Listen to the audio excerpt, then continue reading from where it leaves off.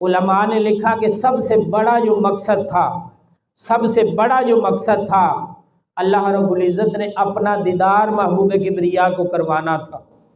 اور رب کائنات کے محبوب نے صرف دیدار کیا ہی نہیں، بلکہ آگے کافروں کے سوالوں کے اندر آپ نے بتایا بھی معراج کی باتیں جب نکلی، علماء فقہا لکھتے ہیں کہ جب کفار کو پتہ لگی، کفار جو تھے وہ حلوں کی شکل میں، گروپوں کی شکل کے اندر نبی علیہ الصلوۃ والسلام کی بارگاہ میں آئے، اور انہوں نے آ کے ایک سے بڑھ کر ایک سوال کرنا چاہا کہ ہمیں بتائیں بیت المقدس کدھر ہے، ہمیں بتائیں کوئی بیت المقدس کی نشانی بتائیں، بیت المقدس کے ستون بتائیں، بیت المقدس کا ہمیں رنگ بتائیں، بیت المقدس جو ہے وہ رب کائنات نے کس مقام کے اوپر رکھا، اس کا رخ انور کس طرف ہے، ہمیں بتائیں۔ اور ان سوالوں کے اندر ایک سوال یہ تھا کہ بتائیں، جناب موسیٰ نے اللہ سے کلام کیا، انہوں نے فرمایا یہ میری معراج تھی۔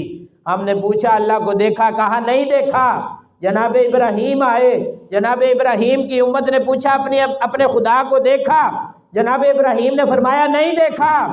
جناب آدم سے لے کر جناب عیسیٰ تک ہر نبی یہی کہتا رہا میں نے اپنے پروردگار کو نہیں دیکھا۔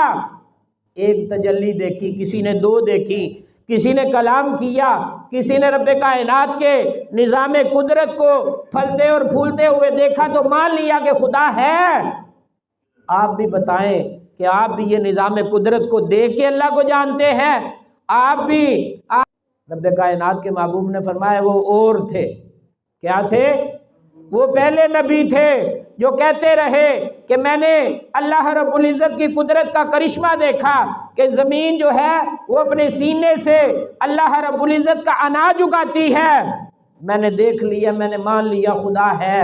رب کائنات نے فرمایا کہ وہ پہلے نبی تھے، کہہ دیا کہ ہم نے اس تنے سے کوئی کسی پھل کے نکلنے کا کوئی ظہور ثابت نہیں ہوتا۔